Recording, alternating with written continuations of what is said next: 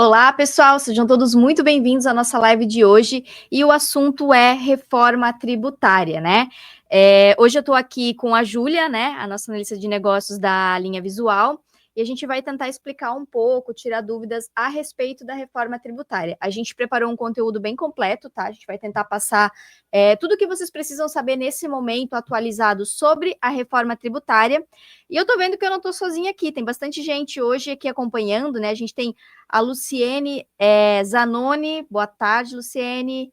Hilton Portes, a gente tem Robson, da Fiscal Concílio, Everton Soares. Então, todo mundo que está aqui acompanhando a gente, sejam muito bem-vindos, tá? A gente vai tentar trazer um conteúdo que vocês vão conseguir aplicar no dia a dia, né, com as novas mudanças que estão vindo com a reforma tributária. Mas antes da gente começar, eu queria dar uns recadinhos, tá? Então, primeiro, se inscreva no nosso canal, tá? Deixa o seu like aqui no vídeo, compartilhe o link com colegas, né? Então, siga ali, @S6Sistemas, @Ellington Marcal, e pede lá o kit, né? Quero o meu kit lá no Instagram do Ellington, né?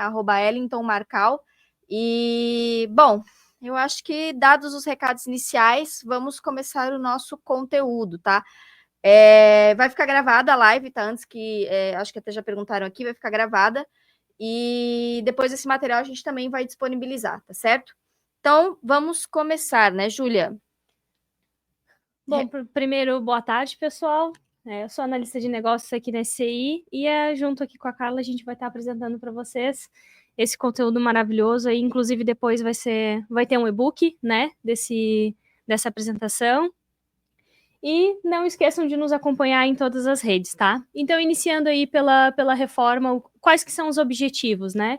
Então, o principal objetivo ali é modernizar o sistema, acabar com as distorções, fazer a economia crescer e também, claro, trazer aquele conceito de justiça e simplificação, né? Então, dentro disso, a gente tem também as principais características, né? Que um pouco mais para frente a gente vai estar. Aqui. Vamos ver.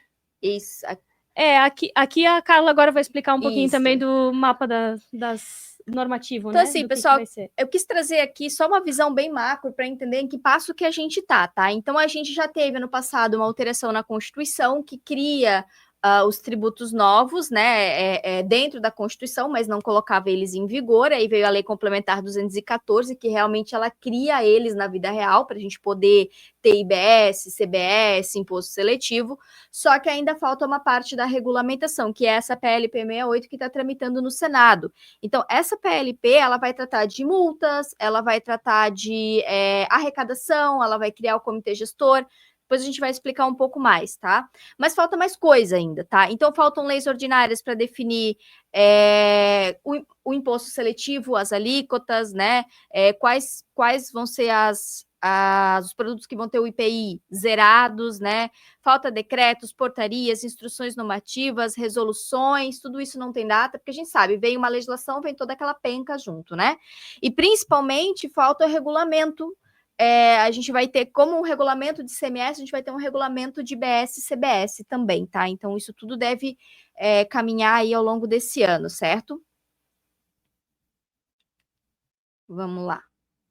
Então, dando continuidade, qual que vai ser o impacto disso, né? Então, basicamente, todo mundo que vende ou presta serviço vai ser impactado. Afinal, ali o IBS e o CBS, ele está diretamente ligado ao consumo, né? E, obviamente, as empresas do Simples Nacional também não ficariam de fora. Então, vai ser uma mudança bem menor, a comparar ali das empresas que são presumido lucro real, mas também vai ter um impacto que mais para frente a gente vai detalhar bem passo a passo ali direitinho, tá? Afeta todo mundo, né? Ninguém vai escapar essa vez dessas mudanças, tá? Então, assim, a gente tentou separar por pontos, assim, que fizessem sentido quando a gente explica, né? Então, o primeiro ponto que eu quis trazer aqui foi o que é um IVA, né? Porque se fala, nós vamos ter IVA, vai ser um IVA dual, o que é um IVA? O que é um IVA dual, né? Primeiro, a gente entende que IVA dual é porque o governo não conseguiu consolidar tudo num imposto só. Então, a gente vai ter IBS para estados e municípios, CBS para arrecadado pela União, né? Então, são 2 IVAs. Eles funcionam iguais, né? Eles têm as mesmas regras, só que por isso que a gente fala que é dual, porque tem para um e tem para outro. Então, como é que funciona esse IVA, né? O que é imposto sobre o valor agregado? Na verdade, ele é como a não cumulatividade deveria acontecer, só que não acontece por causa das suas várias, vamos dizer assim, situações que não geram crédito, né? Então, como que funcionaria aqui num desenho que eu fiz para entender mais ou menos, né? Considerando que eu tenho uma venda que saiu lá do produtor rural por R$ 1.000 e um IVA botei o IVA que seria IBS e CBS juntos, tá? De 265, esse produtor rural me vende a 1.265. Ele pode ser contribuinte ou não, tá? Aqui eu tô supondo que ele é contribuinte, tá? Mesmo que ele não for, eu vou ganhar crédito porque eu tenho um crédito presumido. A indústria, quando adquire desse produtor rural, ela vai comprar por 1.265, sendo 1.000 o valor de compra e 265 é o imposto que vai se tornar um crédito, certo? Quando ela vende, ela faz o preço dela, que eu botei um exemplo, 1.800, calculando 26,5 em cima, 477. Então, ela faz uma nota de 2.277. Quando ela apurar o imposto dela, ela vai pegar o 477 de débito, o 265 de crédito e vai dar R$ 212, certo? Quando a gente passa para a próxima cadeia, eu tenho uma compra de 1.800, aí o meu crédito passa para o próximo da cadeia, que dá um IVA de 477, eu somo, faço a nota, 2.277, e aí eu vou fazer também o meu débito, né? Então eu faço uma venda, 3.000, fiz o meu valor de venda, calculo o meu imposto em cima, valor total da nota, 3.795. E aí depois eu faço a apuração de novo. Percebam uma coisa bem interessante nesses 3 quadradinhos em azul, tá?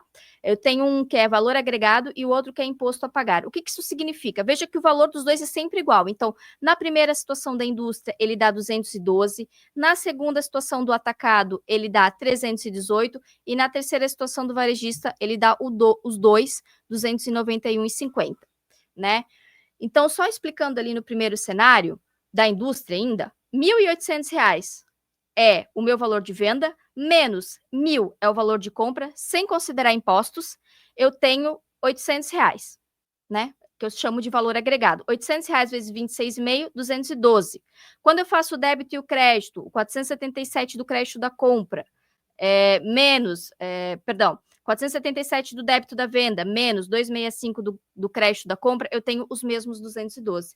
Então, isso é valor agregado. Eu pago só sobre o tanto que aumentou na operação. O segundo cenário é a mesma coisa. Se eu compro por 1.800 e vendo por 3.000, sem considerar os impostos que são por fora, eu tenho exatamente 318, é o valor que eu agreguei na operação. Na verdade, eu tenho 1.200, é o que eu agreguei, eu pago imposto sobre o que eu agreguei. Então, 26,5 em cima de 1.200. No terceiro cenário, que é o varejista fazendo a compra, ele compra por 3.000, ele vende por 4.100, então ele agrega 1.100. Então, ele calcula 26,5 por 1.100, dá 291,50. Se ele pegar o débito e o crédito, os 795 da compra, menos os 1.086 da venda dele, dá os mesmos 291,50. Então, isso é valor agregado, né? É o tanto que aumenta de uma operação para outra, é o tanto que tu vai pagar de imposto. Claro que esse desenho, ele é muito bonito, né? Não quer dizer que vai funcionar assim na vida real, porque o crédito, ele não é mais escritural, ele é financeiro. Então, eu vou ter uma distância entre o momento que acontece o débito e o crédito. Mas, em resumo, esse aqui é o sistema que o governo está tentando emplacar, que é só o pagamento em cima do que você efetivamente agregou na operação. Por isso, imposto sobre valor agregado, tanto que aumenta.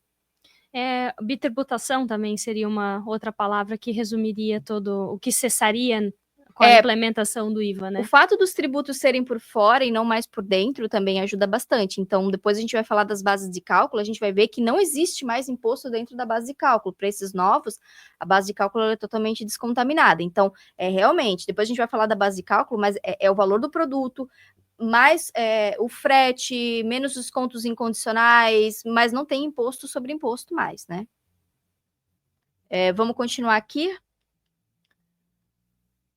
Aqui, então, o que é o pilar dessa primeira parte, vamos dizer, da reforma tributária, né? Então, o pilar são as substituições, né? A gente vai entrar no cenário aqui, vai entrar o IBS e vai ir saindo, né, aos poucos o ICMS e o ISS, nesse período de transição ali até 2033.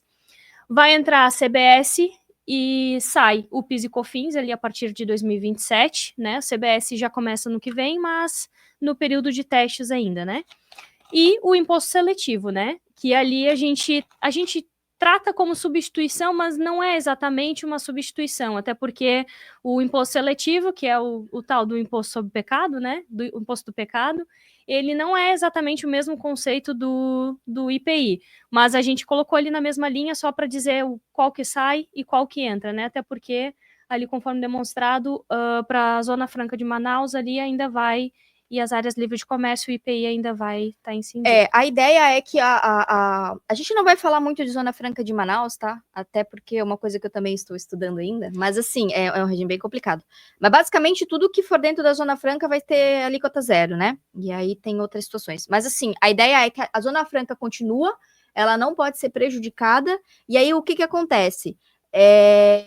Os produtos que concorrem com os fabricados na Zona Franca de Manaus, eles continuarão tendo o IPI, e os demais vão ser todos zerados. Então, e tem um outro detalhe, o que a gente colocou um do lado do outro? Onde eu tiver imposto seletivo, eu não tenho IPI, e onde eu tenho IPI, eu não tenho imposto seletivo, eles nunca vão existir concomitantemente, tá? Então, assim, ele não substitui, mas eles são meio que água e óleo, eles não se misturam, entende? Então, quando tiver imposto seletivo, vai ser só imposto seletivo, quando tiver IPI, vai ser só IPI. E só vai ter IPI se for um produto que concorre com a Zona Franca de Manaus. Se não, não vai ser. Eu vou tentar olhar as perguntas, gente, mas eu não sei se eu consigo tudo, tá? Júlia, quer falar desse? Quando eu vou olhando as perguntas? Claro, eu especifico ali. Então, o IBS e a CBS, a gente sabe que vai ter a competência compartilhada ali entre os estados e os municípios, o IBS, e a CBS vai competir a União, né? Que daí, como eu expliquei anteriormente, vai substituir o PIS e a COFINS. Então, o que vai incidir esses impostos, né? Sobre todas as operações onerosas de bens e serviços, né? Então, esses dois vão ser os protagonistas, assim, que são os que mais... Eu acho que até os que mais vão ter arrecadação ali e mudanças, né? Porque vai afetar toda e qualquer movimentação. E mais para frente a gente vai explicar cada um tintim por tintim das principais mudanças, né? Que é a não cumulatividade, que é a cobrança por fora, que é a mesma tributação por fora, a legislação única para os dois, porque eles possuem a mesma base de cálculo, os mesmos regimes específicos, eles possuem mesmas, não alíquotas, mas vai ser ali dentro do mesmo teto, né? Então assim, até a pessoa está perguntando aqui da parte dos serviços, a gente tem um exemplo depois de prestação de serviço, tá? Considerando aquisições e não considerando aquisições. Isso, a gente fez 2 cenários. Aqui a Rosângela está perguntando se as alíquotas utilizadas no exemplo são alíquotas fictícias. Sim, Rosângela, a gente não tem a definição das alíquotas. Eu normalmente uso 26,5 porque é a alíquota que o governo quer chegar, né? Inicialmente vai ser mais alta, deve ser 28 ponto alguma coisa, mas com o tempo, acho que até 2030, se eu não me engano, ela deve chegar em 26,5. É o teto que o governo quer chegar, tá? Então eu tento usar esse para ser um pouco mais didático. Vamos falar de não cumulatividade, então, rapidinho aqui, tá? Pessoal, me desculpa se eu não consegui olhar todas as dúvidas, mas senão eu não consigo passar o conteúdo, tá? A não cumulatividade, ela vai ser plena. Então, todos os produtos, eles vão dar crédito.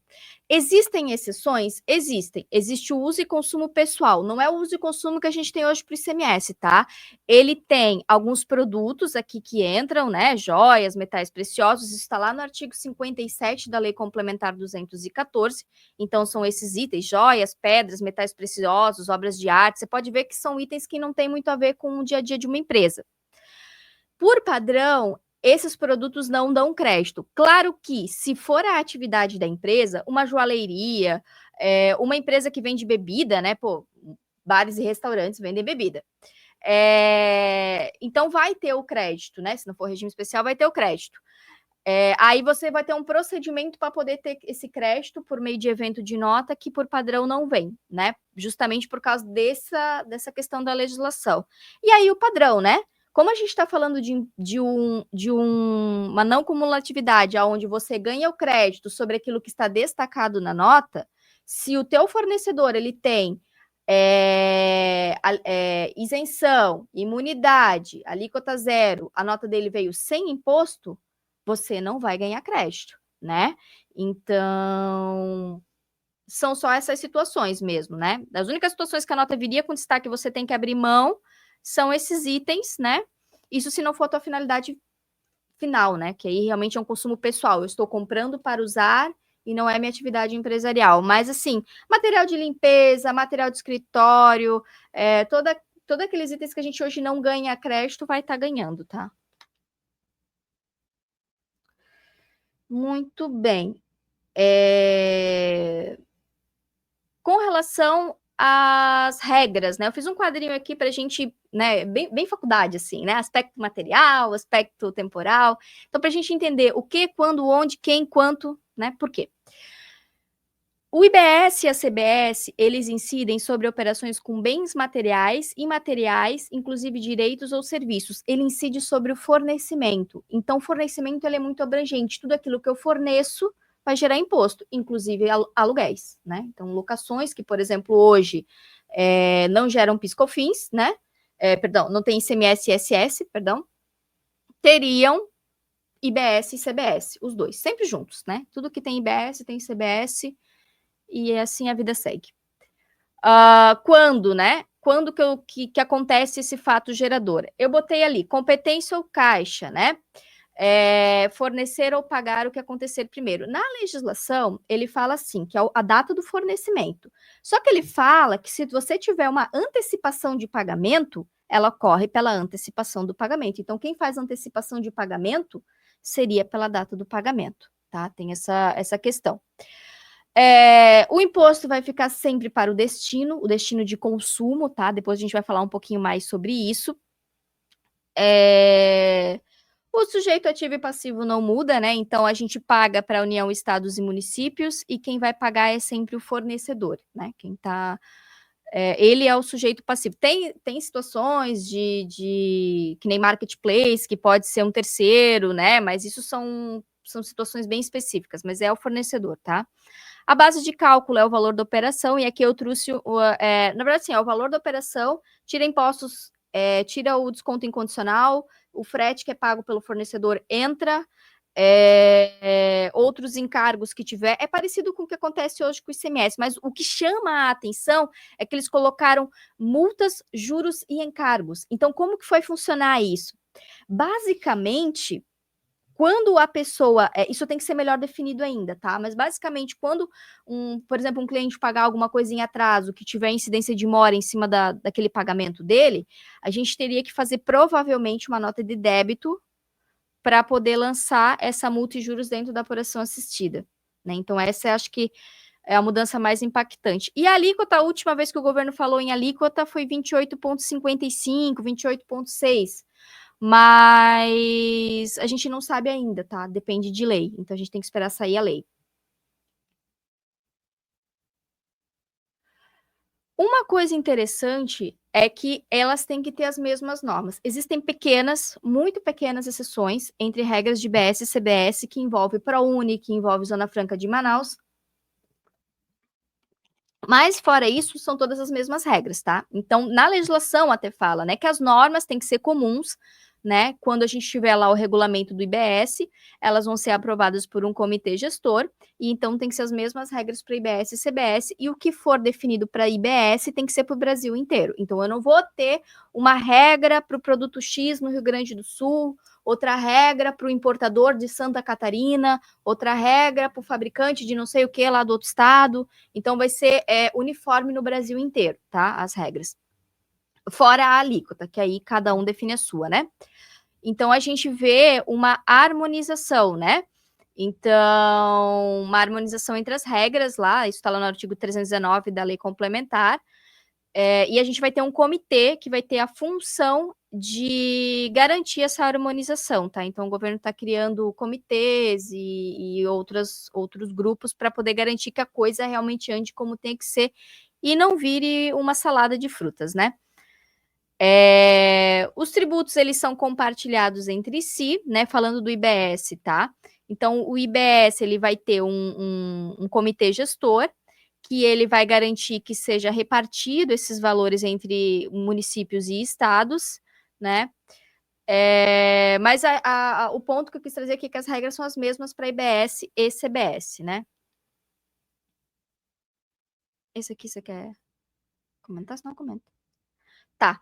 Então, aqui é só um quadrinho, tá? Para mostrar assim, quando eu digo igual mesmo. Então, os fatos geradores é o mesmo, bases de cálculo é a mesma, hipóteses de não incidência são as mesmas, sujeito passivo são os mesmos, os casos de imunidade é o mesmo para CBS e IBS, não tem diferença. Os regimes específicos e diferenciados é o mesmo. Se eu tiver alíquota zero de um produto para IBS, eu também tenho para CBS, não muda. E as regras de crédito também. Então, não tem mais aquela coisa de o crédito do ICMS é uma coisa, mas o PIS/COFINS é outra. Não, IBS e CBS, as regras são iguais, tá? Inclusive, aproveitando aqui, Carla, teve uma pergunta ali no chat que foi sobre os TTDs ali do ICMS, né? Se vai dar continuidade a isso ou não. Então, o ICMS saindo fora, os TTDs, infelizmente, não terão mais os benefícios, né? Daí serão apenas os benefícios que já estão firmados lá dentro da lei complementar mesmo. Isso, claro que isso não é da noite para o dia, né? O ICMS está previsto ali para ser descontinuado só em 2033. Depois a gente vai falar que tem um fundo de compensação que as empresas, né, que perderem esses benefícios podem estar usando, né? Que vai ser pago pelo governo federal.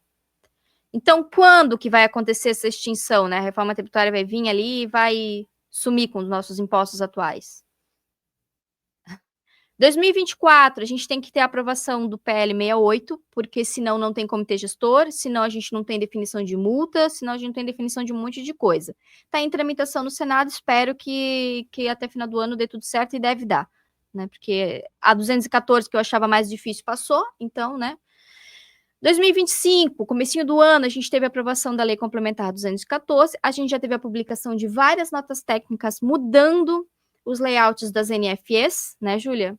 NFSE está sendo visto, mas é um pouco mais complexo lá a situação, mas também está sendo visto. E aí começa a preparação dos sistemas nas empresas, inclusive aqui, né? A gente teve esse simulador, começo do ano, que a gente lançou para ajudar ali quem queria a poder ver os impactos, e agora a gente vai lançar o quê, Júlia? A gente vai estar liberando as tabelas do Seclastrib, das reduções ali que já estão previstas em lei, inclusive do imposto seletivo também, o que incide ali o imposto seletivo, né? Então, em todos os sistemas, tanto da linha visual, quanto do único e do novo visual ali também. Aí, no decorrer desse ano, aí a gente vai estar preparando para fazer a importação das informações, para lá em outubro, quando começar os testes ali das emissões de notas, né? A gente também já está com esses dados para quem quiser efetivamente testar as importações. Isso. Aí a gente tem, né, até o Paulo André que perguntou da Seclastrib, vou botar aqui, a gente já vai falar da Seclastrib, mas ela é vinculada ao produto, tá? Ela é vinculada ao produto dentro do documento fiscal. Até vai mudar bastante os documentos fiscais. 2026 é quando começa, né? A gente, inclusive, 2026 já começa a ter validações nos documentos fiscais. Se você não tiver esses dados aqui, a tua nota não passa. Então, já é importante ver ali quem são os RPs, né? Para isso tá ok. Então, eu tenho que ter um IBS de 0,1% em 2026, uma CBS de 0,9%, isso é fixado em lei, tá? Então, esse ponto aqui eu não preciso de lei, porque já foi colocado na lei, né? Eu vou ter novos CSTs para IBS e CBS, e junto deles o Seclastrib, né? E eu vou começar a ver uma coisa chamada apuração pré-assistida, né? Que é basicamente o quê? O governo pegando esses documentos fiscais, transportando para uma apuração que ele mesmo monta, então não é mais uma apuração por homologação, como é hoje, né? Que a gente lança, ajusta, declara e espera eles homologar. Não, agora eles pegam os nossos dados das notas e eles mesmos calculam os tributos. Só que a gente tem que fazer alguns ajustes, né? Dentro da plataforma. E aí a gente começa a ver essa pré-assistida. Tenho que pagar IBS, CBS em 2026? Não, é só teste. Tanto que isso nem vai somar na nota, tá? Depois a gente vai mostrar alguns exemplos. É importante frisar ali que para essa pré-assistida é tudo com base nos documentos, né? Então, lá para frente também vai ser tudo a partir da emissão dos documentos fiscais. Então, vai ter notas de ajuste, tem informações que são declarações também, que depois vai ser demonstrado aqui, mas tudo vai ser com base nesses documentos. Então, quem vai montar vai ser o próprio o próprio governo federal. Isso, é. 27 e 28 é quando começa a transformação de fato, né? Então, a gente tem a extinção do PIS/COFINS, teria a implantação do split payment. Isso seria... O split payment é assim, ó. Ele vai começar, para quem já deu uma estudada, de maneira mais tímida, tá? Então, depende da instituição financeira se ela vai conseguir ter isso, se ela conseguir disponibilizar para os clientes dela, ok? Deve começar só para aquelas operações empresa-empresa, que eles falam B2B, né? E depois isso deve ir aumentando, tá? Então, você pode ter operações que vão ter split e operações que não vão ter. Depende muito da empresa financeira, de meio de pagamento que você está usando. O IPI ele é reduzido a 0, exceto para os produtos concorrentes com a Zona Franca. E aí, o imposto seletivo, ele continua a 1%, tá? Só que o que acontece? Em 2026, eu só tenho um IBS. Aqui eu vou ter o IBS Estado e IBS Município, porque como eu tenho uma alíquota para o Estado e uma para o município, aqui ainda é de teste, eles já fazem essa divisão, tá? Então, aqui é um exemplo como é que ficaria 2026, tá? Eu tenho saídas tributadas de R$33 mil, um exemplo.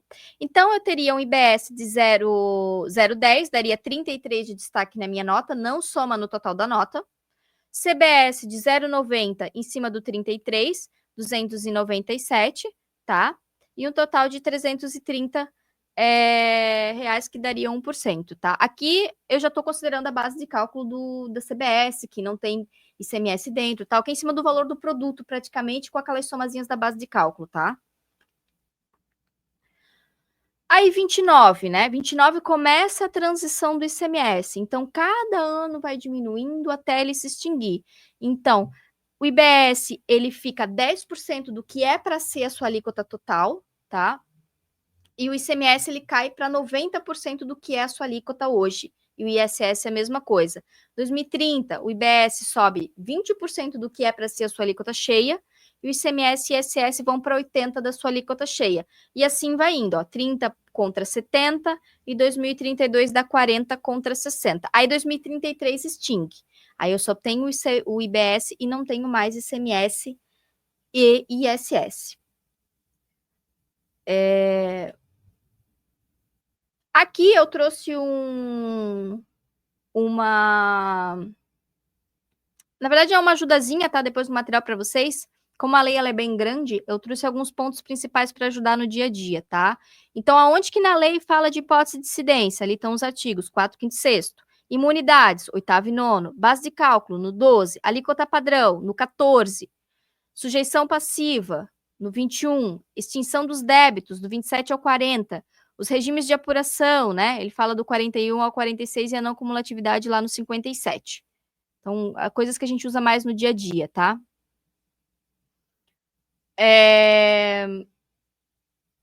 Aqui a gente começa como na apuração do destino, né? Então, como a gente tinha falado antes, que a gente ia trazer um pouquinho mais detalhado, né? Então, como a Carla comentou, a apuração é toda no destino. Então, vamos dizer que o fato gerador vai ser considerado a cidade ou o estado de prestação ali, né? Do consumidor final. Então, hoje a gente se baseia muito na origem, né? Então, toda a alíquota ali é com base no emissor do documento fiscal ou no prestador do serviço. Esse é o intuito, acredito, que é para reduzir ali as desigualdades regionais ali, porque daí vai ser sempre com base no destino, né? E com relação ao ISS, principalmente, que hoje tem-se muita dúvida, né? De, é na emissão da nota, é o local de prestação, é o destino do prestador. É sempre o local de prestação e é o local onde aconteceu aquela prestação de serviço, né? Aqui o Danilo pergunta onde é que ficou definido que não vai ser somado no valor da nota. É nas notas técnicas, tá, Danilo? Assim, ó, até se olhar lá, tá escrito assim, ó, a definir, mas já foi definido. Então, não vai ser somado, tá? Porque é ano de teste. Então, mas pode botar fé.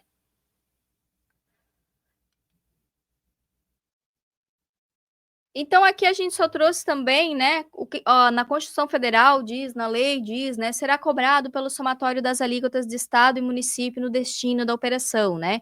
Então, o local da operação, ele já está definido em lei, né? A gente já vai mostrar. E o recolhimento a gente faz um só, né? Então, o contribuinte recolhe só uma vez, vocês não precisam se preocupar, meu Deus, eu preciso controlar para quem eu vou pagar. Não. Todos os débitos vão subir para a plataforma, né, para pré-assistida, vocês vão pagar a guia, tudo certo. A divisão de quem vai onde, quanto para quem, é do comitê gestor e não nossa, tá? Então a gente não precisa se preocupar com isso, só na emissão das notas. Daí a gente vai informar os dados certinho, né? Então a gente tem que cuidar na emissão, porque aqui são os locais de incidência, tá? Então vamos lá. Venda de bem móvel material é o local da entrega ou disponibilização do bem ao destinatário, que é a maioria dos casos. Então, tem outras situações, né? Bem imóvel, daí fala, local onde imóvel estiver situado, serviço prestado fisicamente sobre a pessoa física ou fruído presencialmente, local da prestação de serviços. Vamos ver um outro aqui.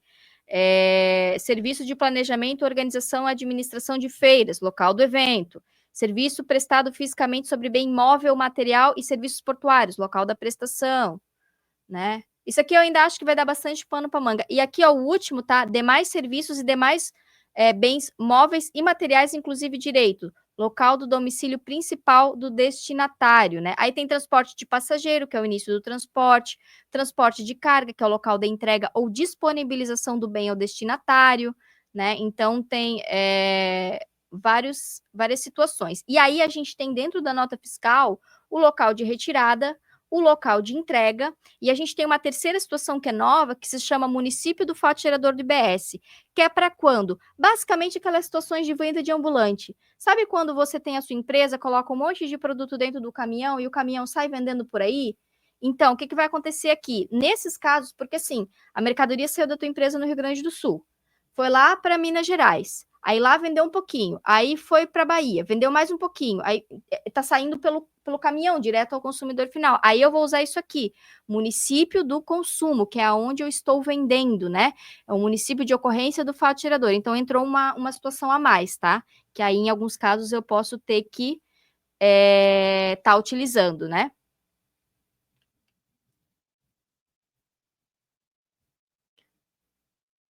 Esse aqui, tributação por fora. Os impostos são destacados separadamente no preço final, então não tem mais tributo por dentro. Então é semelhante ao que acontece no IPI, eu calculo e vai por fora. Tem um campo específico, vai estar calculado tudo por fora, né? E aí tem a questão dos incentivos fiscais, né? Hoje a gente tem muitos incentivos, principalmente da parte estadual, e as empresas elas têm que ficar de olho porque elas vão começar a perder esses benefícios com o passar do tempo, né?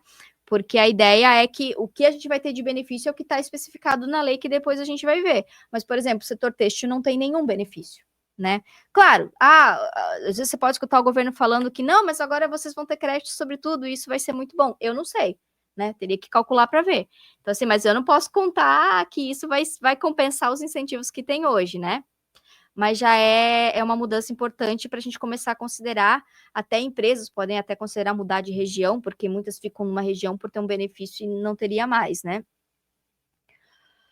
E aí, o que acontece, né? A Lei Complementar 214, para não deixar essas empresas tão na mão, ela previu um sistema de compensação, né? Então, ela vai criar um fundo chamado Fundo de Compensação de Benefícios Fiscais, que vão ter regras específicas, que vão sair em regulamento, então a gente não sabe muito a fundo como vai ser, mas o que a gente sabe é que, a partir de janeiro de 2029, quem tiver direito a esse fundo, né, vai poder ter acesso a esses valores, né? Desde que a empresa esteja com seus impostos em dia, desde que ela não seja inadimplente, né? Então, como é que eu consigo essa compensação? A gente, como eu falei, falta especificações, né? De quem pode, quem não pode, como é que vai ser, ou não vai ser, mas eu vou ter que primeiro fazer um requerimento, uma habilitação, tá?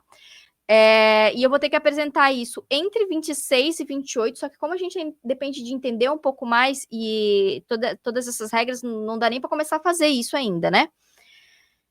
Porque a forma ainda vai ser regulamentada. Então, eu meio que vou pedir a habilitação. Quando eu tenho o deferimento dessa habilitação, eu vou começar a fazer uma série de cálculos para dizer o quanto que eu tenho de valor que eles têm que me pagar. e aí vai para o órgão competente homologar. Homologando, eles te pagam, né? Então, a Receita Federal é quem paga esse benefício, então vai ser tudo com a Receita Federal. Então, ela tem, uma vez que tu apresentou todos os cálculos, está tudo com ela tem 60 dias para dizer se ela vai te pagar ou não. Se ela não faz nada, não te responde, então tá tacitamente homologado e você vai ganhar esse valor, tá? A ideia é que ele pague em 30 dias e com acréscimo de Selic. Só que toda essa parte de pagamento, a gente ainda também está aguardando mais definições, tá? Mas o ponto é que vai ter um dinheirinho aí que vai entrar para algumas empresas, né? Quando a gente souber mais, a gente vai fazer material, tá? E aí tem aquela PL que eu comentei lá no começo, que é a 108, que ela está ainda, né, em tramitação no Senado, estão tendo discussões, mas que até final do ano a gente deve ter ela ok, né, que é a criação do comitê gestor. E o que faz esse comitê gestor, né? Ele vai administrar todos os recursos do IBS. Ele vai legislar para o IBS. Pensa que é como o comitê gestor do Simples Nacional. Então, tudo que é relativo ao Simples sai por esse comitê gestor. Então, aqui é a mesma coisa. Então, vão ter representantes dos estados, dos municípios. Já está dando até briga, né? Quem é que vai representar o quê? Esses dias deu briga ali entre eles. Mas eles vão gerir cerca de 1 trilhão de imposto. Então, assim, é muito dinheiro. Então, tem que sair uma coisa bem feitinha, né? Vamos lá. Antes de tu partir para as alíquotas ali, Carla, queria só lembrar o pessoal que aqui embaixo no vídeo tá aparecendo ali os arrobas da SCI Sistemas e o arroba do Wellington Marçal, tá? Que é arroba Wellington Marcal. Sigam ele, sigam o arroba SCI Sistemas para também acompanhar todas as atualizações que semanalmente a Carla publica para nós, tá? Para nos manter atualizado aí sobre todas as alterações, tanto do mundo fiscal quanto da reforma tributária. E peçam lá no Instagram do Wellington Marçal o seu kit. Vão lá no direct dele e falem, eu quero meu kit, e solicitem esse kit para ele, que vocês vão estar participando do sorteio no final da live. Isso.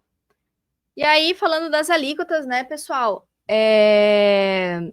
A ideia é que o governo mantenha uma alíquota base de 26,5%. Para ele conseguir chegar nesse patamar, que hoje ele já falou que não conseguiu, ele vai ter que tirar benefícios que ele está dando. Então, a gente não sabe ainda quais que ele vai tirar, mas provavelmente ele vai estar mexendo em alguns, porque o que ele fala sempre assim, a alíquota padrão, ela aumenta conforme a gente dá benefícios para as empresas, né, que aí uma tem que pagar pela outra, né, eles querem manter a arrecadação, então não existe almoço grátis, né. Então, a ideia é que o CBS, a CBS seja de uma média de 8,8 e IBS seja de 17,7, tá? Só que, claro, esse 17,7 pode variar de localidade, porque isso é a alíquota de referência, então a gente pode ter as alíquotas específicas das regiões que a gente já vai falar, tá? Muitos segmentos vão ter alíquotas reduzidas, alguns não vão ter, né? E essas alíquotas, elas sempre são alteradas por lei ordinária. E só lembrando, essas alíquotas que a gente falou lá atrás, de 0,1, 0,9, elas não precisam respeitar nem a noventena e nem a anterioridade àquela anual, sabe? Porque é período de transição. As demais, as que já são fixadas após o período de transição, essas têm que respeitar. Então, quando uma lei altera, tem que esperar ali o período de noventena, o próximo ano, para poder que ela entre em vigor, né? E aí, como é que funciona o cálculo da alíquota de referência, tá? Porque como é que vai funcionar? O Senado, ele vai definir junto com o TCU uma tabela padrão de alíquotas, tá? Aí como é que vai funcionar? Estados e municípios, vocês querem essas alíquotas? Queremos, então pode usar. Não quer? Define a sua. Não definiu? Vai ser essa aqui. Só que eles têm um tempo, e esse tempo vai até meados de 2026, tá? Então, eles teriam até junho desse ano para enviar a metodologia de cálculo. Depois, eles têm mais 180 dias para o TCU homologar essa metodologia de cálculo, tá? Depois, até ano que vem, eles têm que ter propostas, né, com as metodologias homologadas, o Poder Executivo, o Comitê Gestor, eles, né, vão ficar naquela conversa, assim, como é que vai ser. Até mês 9, ele tem que enviar para o Senado Federal os cálculos, e até mês 10 o Senado tem que fixar essas alíquotas, tá? E todo ano esse processo é feito de novo para revisar qual vai ser as alíquotas, tá? Então, assim, vão ser mudanças grandes, né? Então, assim, ó, o que é a alíquota de referência? Quando a gente fala, a alíquota de referência é aquela que é fixada pelo Senado, que é aquele cálculo lá gigante que eu mostrei para vocês. Então, ele vai definir um teto de referência para os entes. Aí, eles podem definir as suas próprias, desde que respeitem o teto. Tem um anexo lá na lei complementar que eles não podem passar nem muito acima, nem muito abaixo do teto, tá? Mas eles podem definir a deles. Então, estados e municípios definem qual vai ser a dele. Então, Gaspar pode ter uma, São Paulo outra, a cidade e o estado define a sua. E a cada 5 anos, ou conforme necessidade, a alíquota de referência, né, ela pode ser alterada e revisada para manter a carga. Nos primeiros anos, isso vai ser mais frequente e depois vai ser mais espaçado. A base de cálculo, né? Então, é sempre o preço do produto, vamos dizer assim, descontaminado de impostos, né? Eu vou adicionar o frete, o seguro, despesa, tiro desconto incondicional, mas se eu tiver imposto seletivo, eu adiciono o imposto seletivo. Imposto seletivo não vai ter sobre muitos produtos. Assim, a tabela é pequena, mas se a gente for pensar, até tem, porque bebidas açucaradas entra bastante coisa, né? Então, teria que adicionar ele na base de cálculo. É o único imposto que entra, tá? Que é justamente para deixar tudo mais caro, né? Mas lembrando que 2026 não tem recolhimento efetivo. Antes da gente falar dos cálculos, Júlia, eu só quero responder uma pergunta aqui da Cristiane. Diferencial de alíquota sobre compra e os consumos vai ter, assim, ó, enquanto o ICMS viver, Cristiane, vai existir esses amarrados. Mas uma vez que ele morre e vem o IBS, ou o CBS, que seja, não tem, tá? Não tem ST, não tem diferencial de alíquota, nada disso está previsto na legislação. Então, até porque já é por destino, então eu não tenho essa coisa de ver diferença entre alíquota, já é tudo por destino. Então, não tem. Pelo menos essa é uma notícia boa, né? Então tá, exemplificando aqui os cálculos ali, considerando uma empresa que seja prestadora de serviços com alto valor de aquisições, tá? A gente tem hoje no lucro presumido, né? PIS, COFINS e o ISS ali, Imposto sobre Serviço, que é 0,653 e 5%, né? E aí, com a reforma tributária, a gente considerou essas alíquotas de 8,8 e 17,7 ali, né? Então, no quadrante aqui mais à esquerda, acho que é à esquerda na tela para vocês, a gente vai ter os totais ali do CBS, né? Somando, então, o CBS mais o IBS, a gente vai ter uma soma total de 865, tá? Isso considerando uma empresa que tem 7 mil de aquisições e 10 mil de faturamento, tá? Ou seja, ela presta 10 mil reais em serviços ali, né? Pode passar próximo? Posso. E aí, aqui, considerando uma empresa com baixo valor de aquisições. Então, se vocês verem o saldo a pagar de imposto ali, ele vai subir um monte, né? Porque o crédito dele ali, considerando R$1.000 em aquisições, ele vai ter um somatório ali de 2.385 em impostos, né?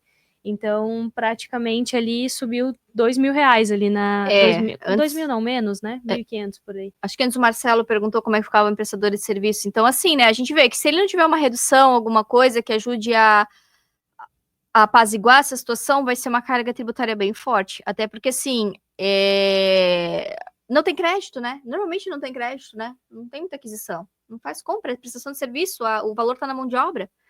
Mas a mão de obra não dá crédito, né? Então, talvez isso minere mais a pejotização, não sei. Mas o fato é, quem não tem muito crédito vai complicar se não tem nenhuma redução, né? E aí, agora, vamos... eu quero só responder uma pergunta antes, que eu vi da Renata, ó. Posso colocar as tags em 2026 do IBS, CBS, mas com valor zerado de base de cálculo imposto, já que o campo não vai ser validado? Não, você coloca valor. Só que ele não vai... tipo assim, o que ele vai validar? Ele vai validar na hora de emitir se o campo valor tá lá, se a alíquota tá certa, ele tem uma série de validações que ele vai te obrigar a ter o valor. Só que ele mesmo, o layout não vai somar. Ele não vai somar. É como se... Pensa que é como se fosse um campo só para bonito, entendeu? Ele é para estar lá porque ele tem que alimentar a pré-assistida, senão o governo não vai saber se vai funcionar ou não, por isso que tem que ter o valor, tá?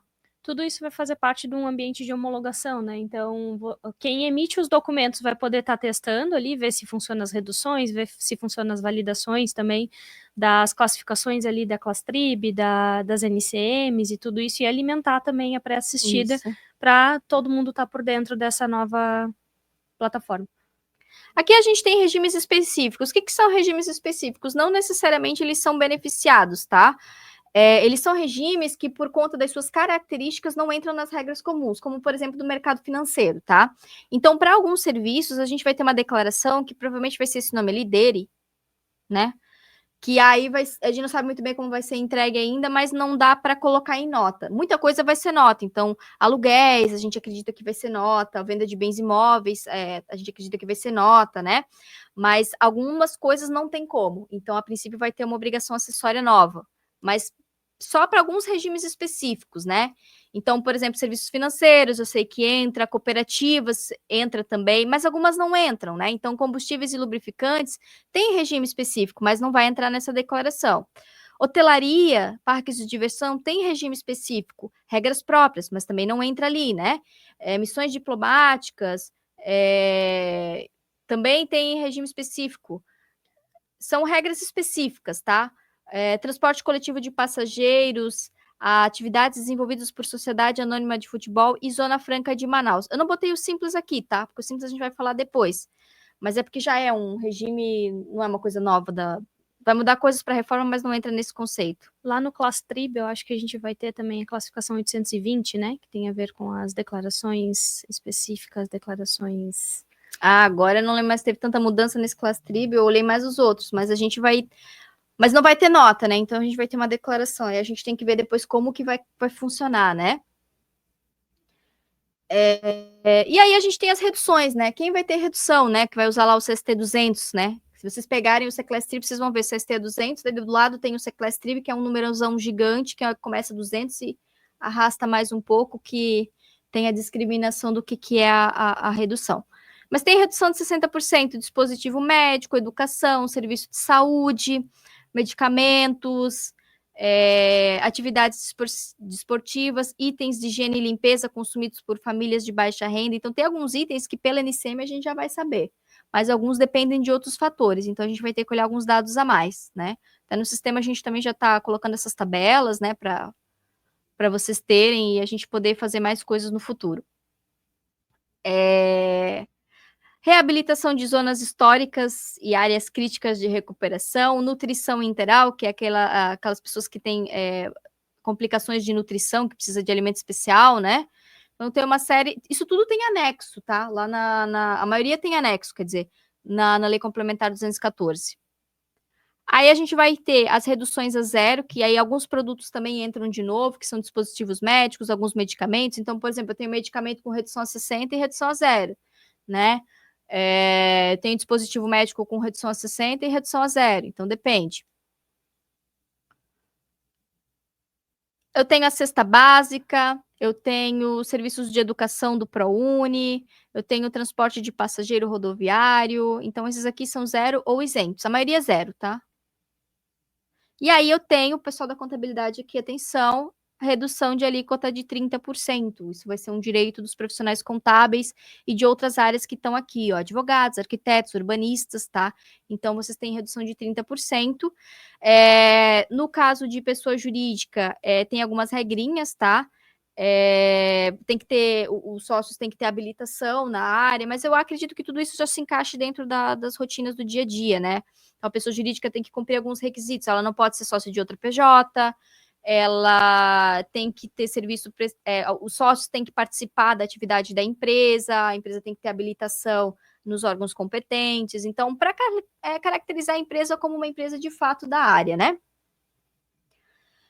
E aí, como é que ficaria essas alíquotas, né? Considerando os primeiros anos. Mas se eu tenho 0,1 e 0,9, eu reduzo também? Sim, por quê? Porque o artigo 348 diz que as alíquotas de BS e CBS previstas, elas aplicam as suas reduções, né? Então, mesmo nos primeiros anos, elas aplicam as suas reduções. Então, por exemplo, profissionais liberais ali, né? Então, em vez de ser 0,9 e 0,1, é 0,7 e 0,63. tá? Então é um pouquinho menos. Prestador de serviço tem que esperar um pouquinho mais a definição dos layouts de nota, tá? Porque NFE, NFCE tá bem adiantado, mas o resto falta sair mais documentação.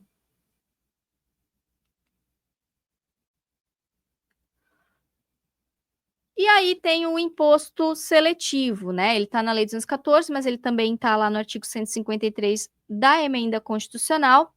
É um imposto que ele não incide sobre energia elétrica, não incide sobre comunicações, a gente já tem a lista dele na Lei Complementar 214. Ele é um imposto como se fosse monofásico, ele só incide uma vez, né? Ele entra na base de cálculo, como eu falei antes, de BS e CBS, mas também entra na base de CMS e ISS, então quando ele existir, ele gera um aumento na carga tributária. E as alíquotas ainda faltam ser definidas, né? Então, elas podem ser por unidade de medida ou em percentual, né? Que é o que já acontece hoje. E o Simples Nacional, né? Júlia, quer falar do Simples Nacional? Vamos lá, então. Vamos pensar, então, no Simples Nacional. Vamos refletir, então, sobre o Simples Nacional, né? Que ele é um regime que ele não vai findar com a reforma, até porque a gente tem todos os outros impostos ali, né? Só que o que vão ser as principais mudanças, né? Então, primeiro, que se a opção, né, do Simples Nacional, das empresas do Simples Nacional, optarem por recolher esse IBS, CBS por fora, vai ter que seguir o mesmo esquema das outras empresas. Então, vai ser por meio do IVA dual lá, no cálculo que a Carla já explicou aqui, né? Então, se ela optar, vai ser um regime regular, como se a empresa fosse lucro presumido, como se ela passasse por fora. E eu acho que tu pode passar para o próximo, Carla. E aí, o que vai ter, né? Vai ter as alíquotas sobre vendas iguais aos dos tributos atuais e a serem substituídos, então vai manter as mesmas regras, inclusive das reduções, tudo a mesma coisa. Sem apropriação de crédito, isso aqui, desculpa, se a empresa for do Simples Nacional e ela não optar pelo pagamento por dentro do IBS e da CBS, tá? Então, voltando, né? As alíquotas sobre as vendas vão ser iguais às tabelas padrões que já foram publicadas, tá? Do Simples Nacional, onde tem lá a repartição dos tributos do IBS e da CBS. Não vai ter apropriação dos créditos pelas aquisições, que é o regime normal do Simples Nacional.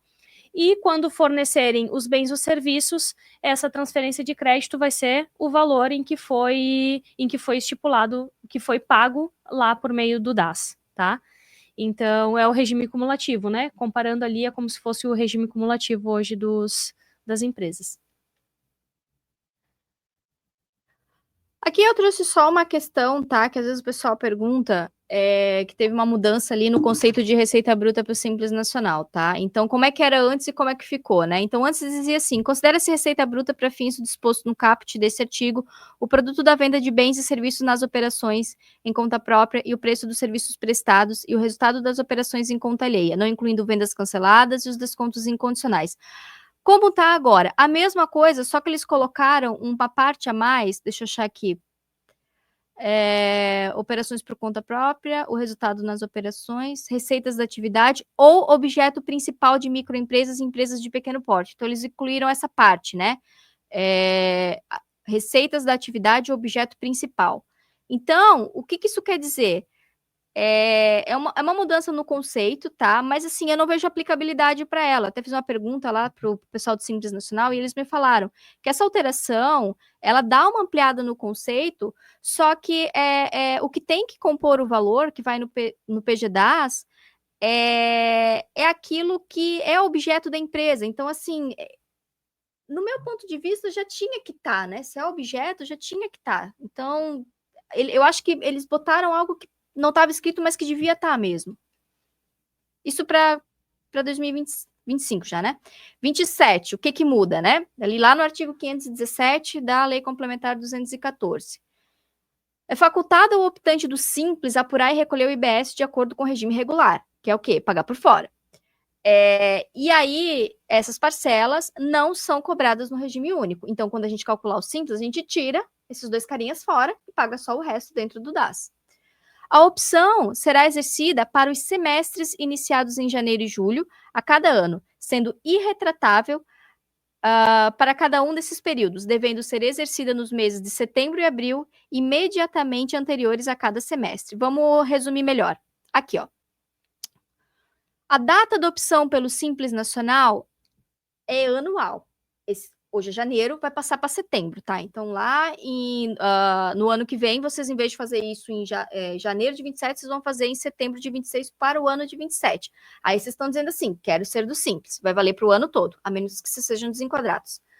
Para recolhimento por dentro ou por fora, aí vocês vão fazer a primeira vez em setembro, que vai valer para janeiro até junho, e a segunda vez em abril, que aí vai valer de julho a dezembro. Então, esse de baixo aqui é vocês dizerem assim, olha, eu sou do Simples, mas eu quero pagar o IBS por dentro ou por fora. E o de cima é para dizer que eu quero ser do Simples, sabe? Então, é duas opções, né? Uma para dizer que é do Simples e mais duas para dizer se quer pagar por dentro ou por fora.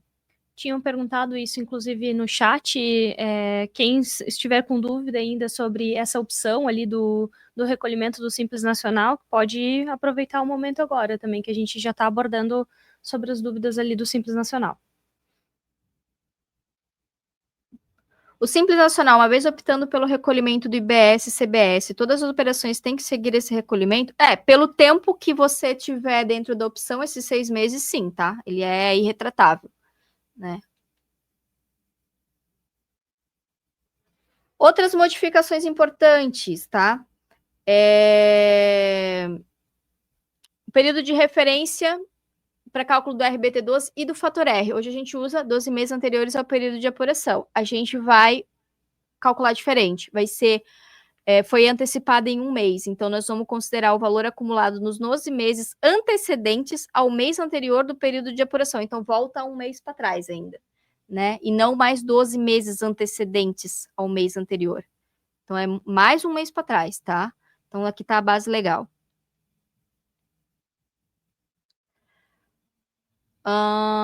Empresa do Simples Nacional. Aqui é a apropriação de créditos, tá? Só para deixar bem claro. Então, uma empresa do Simples que paga IBS e CBS por dentro, na compra não tem crédito. Hoje já não tem. Na venda, vai dar crédito, só que só no tanto que ela pagar, que vai ser aquele pouquinho. Ela optou por pagar por fora. Na compra, tem crédito integral. Na venda, cede crédito integral.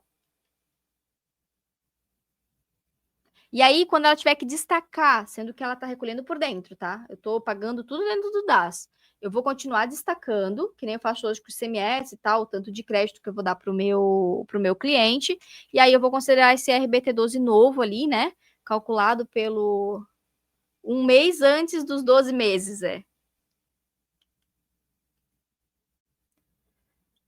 Então, aqui mais só um comparativo, tá? Antes da reforma, o lucro presumido não dava crédito de os créditos do Simples Nacional para o lucro presumido. Não tinha crédito de PIS/COFINS, comprasse do Simples, não tinha crédito de IPI. ICMS limitado. Lucro real, tinha crédito de PIS/COFINS cheio, não tinha crédito de IPI, crédito ICMS limitado. Depois da reforma, Simples, IBS, CBS, pago por dentro do DAS, tem crédito limitado. Simples, paga por fora, tem crédito cheio, tá? E aí, seja se quem tá comprando é presumido ou real, aí não tem mais diferença, tá? Até, inclusive, ali eu não consegui acompanhar mais ali quem tinha falado. Ali, o Marcelo Barros, que falou sobre a maioria continuar a recolher seus impostos por dentro, como é feito hoje. Justamente dar essa possibilidade para visualizar qual que é o melhor cenário para a empresa, né? Para ver se não vai diminuir as vendas, né, para pessoas jurídicas, já que pagando o IBS e CBS por fora vai dar direito a crédito, e o crédito vai ser maior, né? Então, tudo vai fazer parte também do planejamento tributário ali que os contadores vão ter que fazer e as empresas. Deixa eu só ver que tem uma pergunta aqui. Minha dúvida é em relação ao obrigatório. Simples Nacional que optar em pagar por fora terá que entregar SPED fiscal. Como esse pagar por fora é para IBS e CBS e não é previsto esses novos impostos em nenhuma EFD, não, aí não teria, tá? Então, olha só, aqui é o destaque, né, que a gente comentou antes, né? Então, aqui, ó, lá na última nota técnica, ele fala, né, que não soma valor de IBS e CBS no total da nota, tá? Mas isso aqui já é certeza, eles estão a confirmar aqui, mas isso aqui já é certeza, tá? Então, é só para realmente alimentar o sistema da pré-preenchida, para a gente ver como é que... pré-assistida, né? Para a gente poder ver como é que vai se comportar o sistema e poder começar a testar, né? Vamos ver. Aqui é um exemplo, tá? que eu fiz para a gente talvez tornar mais claro. Então, o valor da mercadoria é R$ 1.400, tá? Eu tenho ICMS de 252, ST de 163, IPI de 140, PIS, COFINS. Aí eu pego os meus 1.400, somo o ST, somo o IPI total da nota. E lá eu vou ter as tags de IBS, CBS com a sua base de cálculo e alíquota, só que ela só vai estar lá, ela não vai estar somada em lugar nenhum. Então, a gente vai importar para dentro do sistema, vocês vão poder visualizar na pré-assistida, mas é só isso, é só teste, só para ver se vai alimentar o sistema, porque eu não posso ligar na tomada isso aqui, esse sistema novo, sem garantir que está funcionando primeiro, né? E o governo só consegue fazer isso com teste em massa, né? A C-Class Trib a gente foi falando, mas vamos falar mais um pouco, né? Então, ela é uma tabela que padroniza a forma como os produtos e os serviços são classificados, né? Então, ela é muito importante. Todo o item que eu for colocar na minha nota fiscal vai ter que ter isso. Item ou serviço, porque você vai usar para nota de serviço também, tá? E ela vai ser uma codificação obrigatória. A gente já teve algumas mudanças na tabela. Ela é mais ou menos assim, ó. Então, ela tem primeiro o CST, a explicação do que é, depois ela tem a classificação, né? Ela é bem grande, tá? Não deu para mim colocar ela inteira aqui.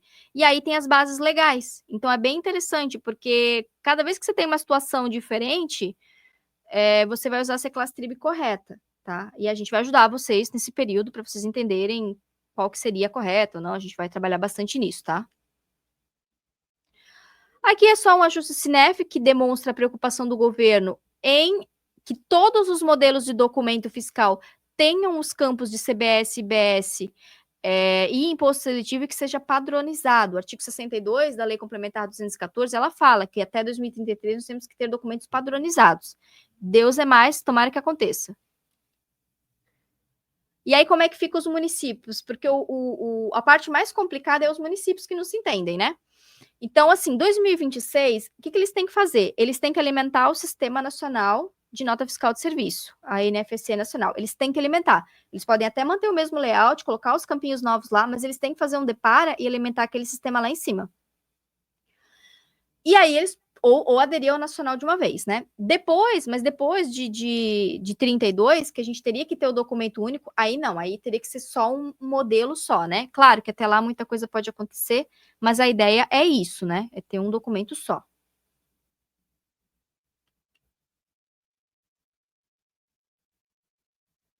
Tá, a gente vai ter uma calculadora de IBS e CBS que o governo vai disponibilizar, que ela vai ser usada para emissão de nota, ela vai ser usada lá dentro do sistema da pré-preenchida, pré-assistida, né? E até a gente vai conseguir implementar nos sistemas também, tá? Então, ele vai te mostrar o cálculo que a Receita entende que seria o correto, né? Então, a gente não sabe ainda como é que vai ser, tá? A gente só foi falado, a gente não viu ele ainda, né?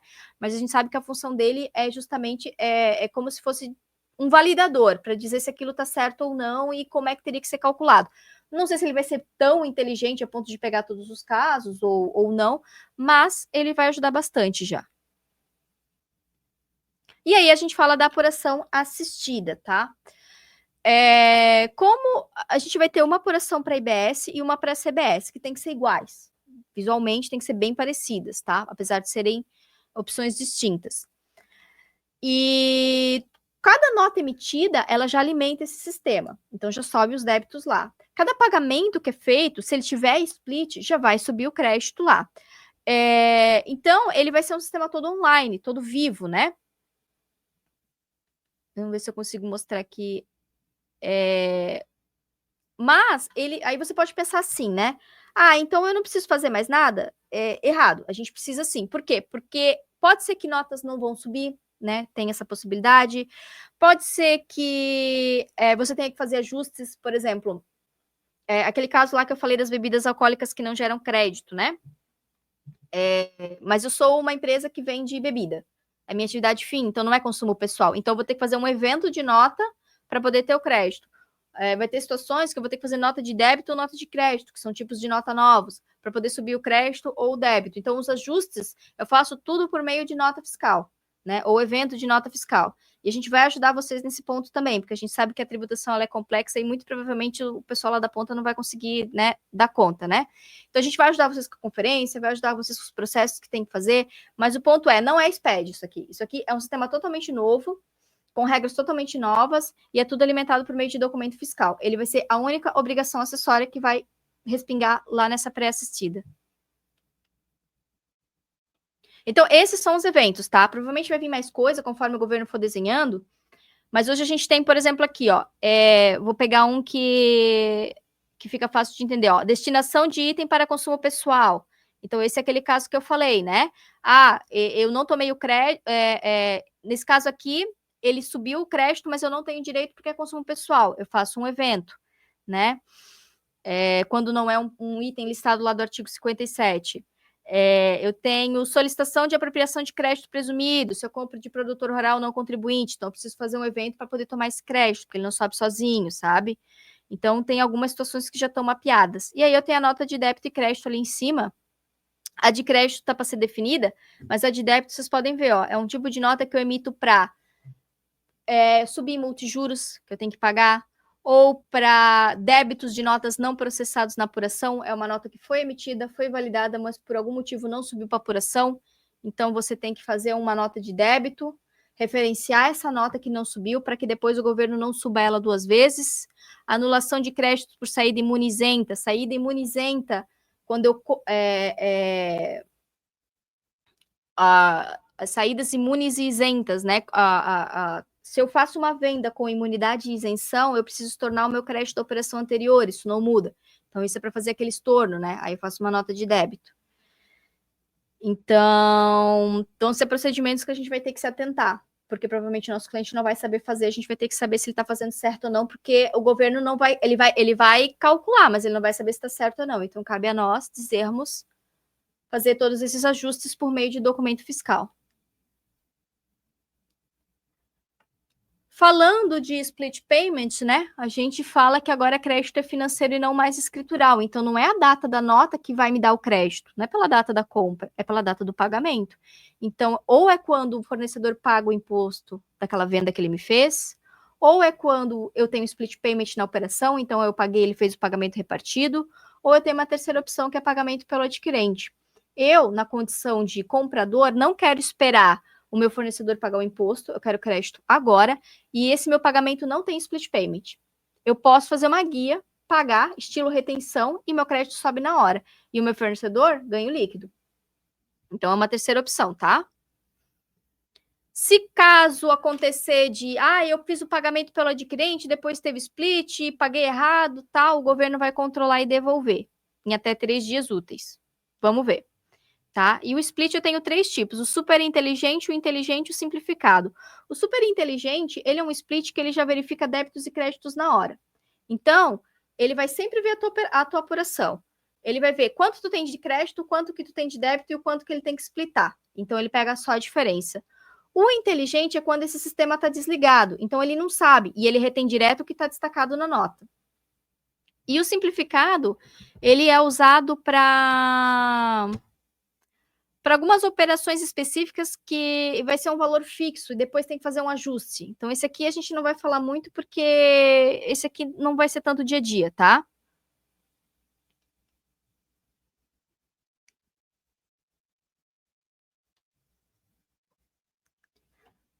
A gente vai depois tirar mais dúvidas, tá? Mas é porque eu quero só terminar de passar o conteúdo, tá?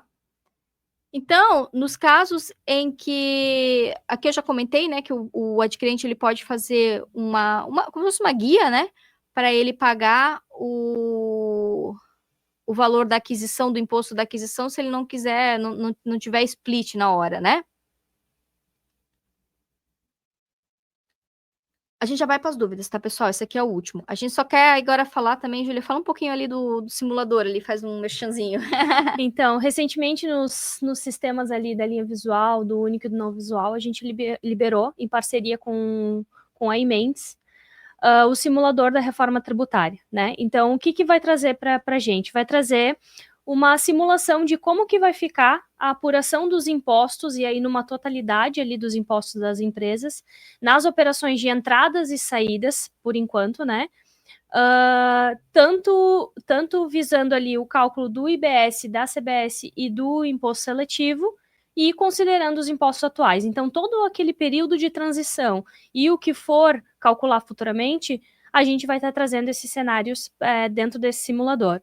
O simulador tem totalizadores que consegue visualizar de uma forma mais macro, né, os valores ali. A gente tem detalhado também por produto, NCM, pelo participante também, para conseguir visualizar qual que vale a pena continuar trabalhando e qual que não vale a pena.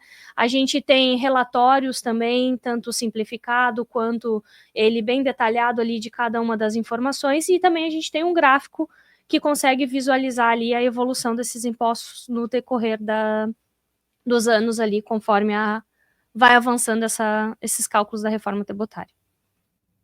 Vamos ver algumas perguntas aqui, então. Vamos ver. Tem bastante dúvidas do Simples Nacional ali, o pessoal, né? Eu vou pegar umas aqui. Empresa do Simples que não optar por fora, ainda assim terá que colocar as alíquotas testes em 2026? Olha, essa pergunta aqui ela é muito boa porque, assim, ó, falta algumas definições para o Simples Nacional, tá? Porque se a gente for pegar o Simples Nacional, ele só começa a entrar nas regras novas em 2027. Então, a gente nem teria como ter uma alíquota em 2026. Porque não tem tabela, né? Não tem tabela? Então, a gente tem que ver como é que vai ficar. A princípio, no meu entender hoje, até ter outra definição, o Simples não entra nessa regra, tá? Se ele optar por dentro, ele não tem o que colocar, não tem o que fazer. Mas a gente pode ser que venham outras regras, né? Aqui também, a questão do Simples, geralmente as empresas têm até fevereiro para regularizar. Eu acredito, Renan, que tudo vai ficar muito. Agora vai ser ruim para mim achar o slide de novo.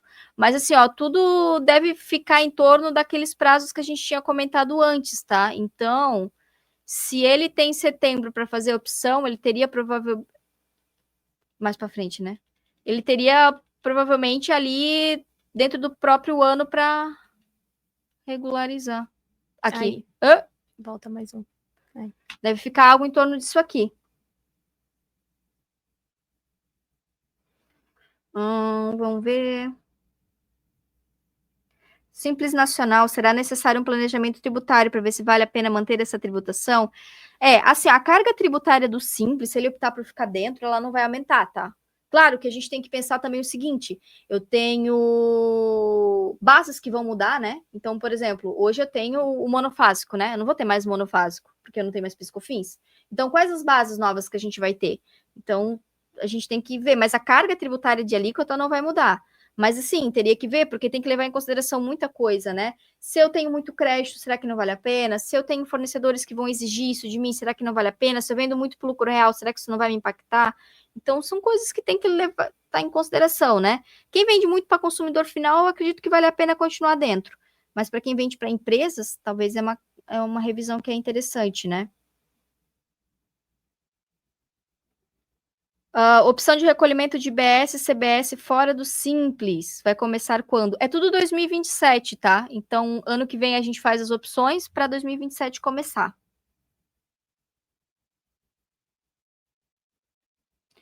Quando se fala em pré-assistida, é possível...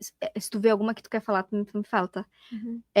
Quando se fala em pré-assistida, é possível entender que futuramente não haverá obrigação acessória em relação a IBS, CBS? Não, né, Júlia? Só a nota fiscal, né? Sim. Só o documento fiscal. Teve uma pergunta ali que falou sobre a REINF ali, né? Questionando sobre as retenções. Com a extinção do PIS e COFINS, extingue a declaração também das retenções ali dentro da REINF, né? O vai INSS mantém, vai manter só o que for relativo ao imposto de renda e à contribuição social, e dentro lá das série 4.000, e o INSS, né? Bom, vamos pegar acho que mais uns 5 minutinhos para responder dúvidas. Pessoal, quem puder ali, de novo, né, deixa o seu like, compartilha ali, porque é um trabalho que a gente está querendo fazer para ajudar, e aí é uma coisa que incentiva a gente.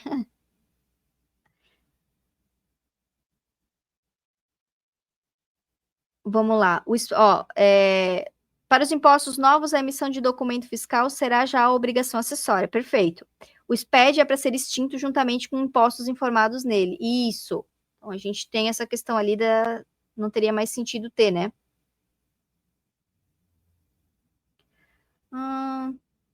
Deixa eu botar lá para o final, ver se vem mais.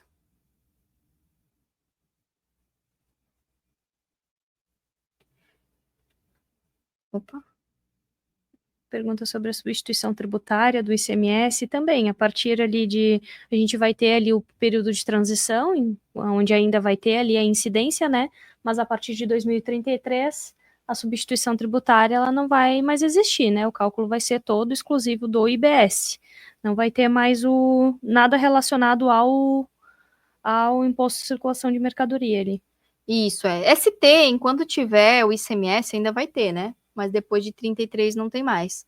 Tanto que se pegar, a gente já tem as tabelas do Simples, tá? Ele vai, o ICMS vai morrendo gradativamente como os outros impostos ali no período de transição. Então, a base da substituição tributária dentro do Simples Nacional, aquela base, a gente vai usando enquanto tiver ICMS, depois não usa mais, né?